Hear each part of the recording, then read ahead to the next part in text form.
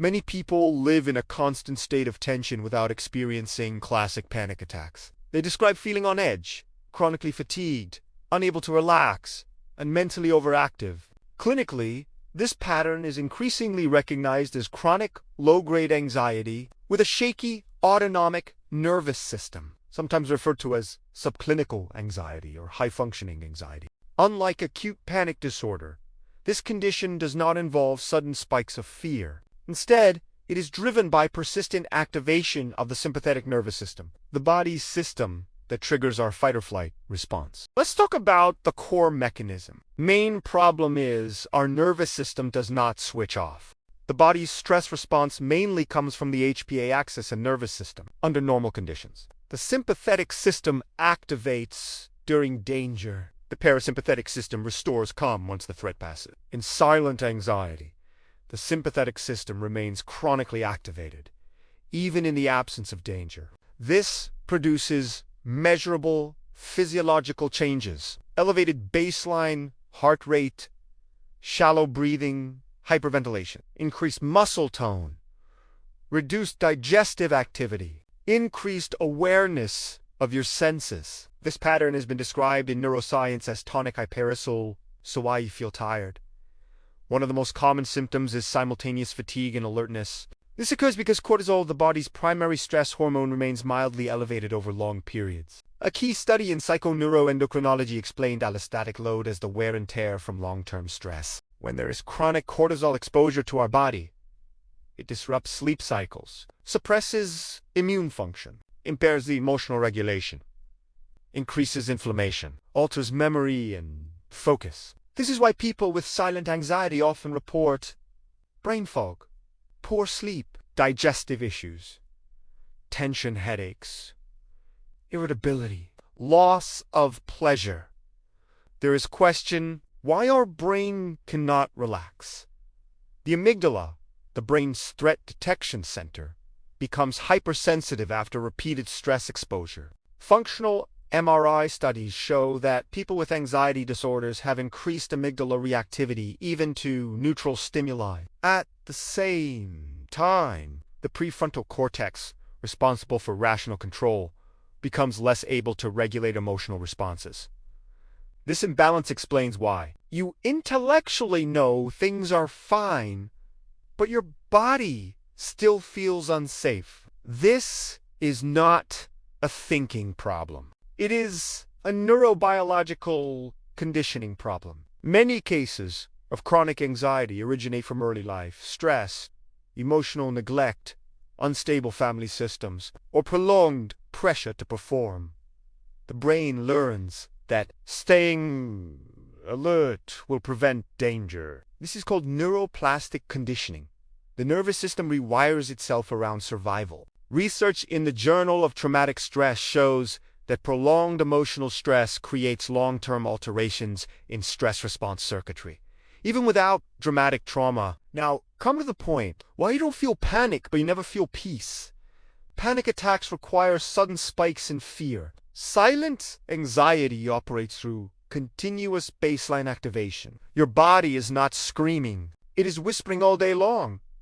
This creates chronic muscle contraction, shallow breathing, vigilance, restlessness, perfectionism, overthinking. Your body is behaving as if danger is always nearby. So what is the solution? What is the healing process? How nervous system regulated to get rid of this situation? Modern psychology recognizes that talking alone does not fully resolve anxiety. The body must also be trained to exit survival mode.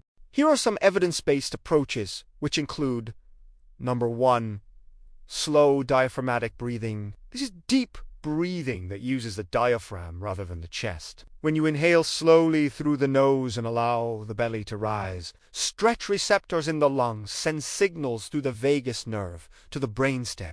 This activates the parasympathetic nervous system, the part responsible for rest and recovery. Clinically, this reduces heart rate, blood pressure, cortisol levels, muscle tension.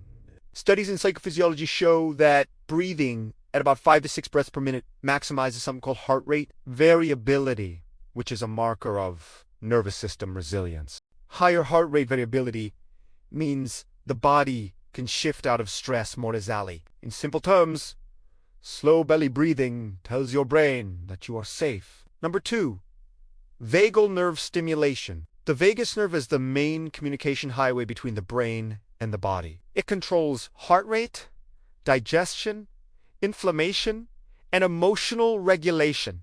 In chronic anxiety, vagal tone is low, meaning the body has trouble turning off the stress response. You can stimulate the vagus nerve naturally by slow exhalations, humming or singing, gargling, cold water on the face. These actions activate reflexes that increase parasympathetic activity. Research shows improved vagal tone is associated with reduced anxiety, better emotional control, lower inflammation, improved sleep. When the vagus nerve is activated, the body exits survival mode. Number 3, mindfulness-based stress reduction. This therapy is backed by research from Harvard University. It trains the brain to observe thoughts, sensations, and emotions without reacting to them. From a neuroscience perspective, mindfulness reduces amygdala reactivity, which is our fear center, strengthens the prefrontal cortex, lowers cortisol, improves autonomic balance. For people with silent anxiety, this is powerful because it breaks the habit of constant mental scanning for danger. You learn to notice tension without being consumed by it. Instead of fighting your anxiety, you observe it, and that reduces it. Number 4, somatic awareness. Somatic awareness means paying attention to physical sensations in the body: tightness, warmth, pressure, breathing, posture. Instead of staying trapped in thoughts, trauma and chronic stress live in the body, not just the mind. Unprocessed stress turns into muscle tension and messes with your nervous system. By gently noticing sensations, you allow the nervous system to complete stress cycles that were never finished. This releases stored tension and resets neural pathways. You are teaching your brain, I am here. I am safe in this body. Number 5, gentle physical movement. Slow, non-intense movement, like walking, stretching, yoga, or Tai Chi, sends rhythmic sensory signals to the brain. This rebalances the autonomic nervous system and lowers stress hormones. Unlike intense exercise, gentle movement does not trigger cortisol spikes, improves lymphatic flow, releases muscular guarding, increases serotonin and GABA, which is calming neurotransmitters. It tells the nervous system that movement is safe, not threatening. Over time, this restores the body's natural ability to relax after activity. In summary, all 5 of these methods do the same core thing. They tell your nervous system that danger is over. Silent anxiety is not a thought problem. It is a nervous system problem, and the nervous system heals through the body. These techniques increase parasympathetic activity, restoring balance. Studies in Frontiers in Psychology show that controlled breathing can directly reduce amygdala activation and lower cortisol. This is why people begin to feel calmer before they even understand why. Silent anxiety is not weakness. It is a nervous system that learned to survive too well. You are not broken. You are over-adapted. And with the right conditions, the body remembers how to feel safe again. Thanks for watching.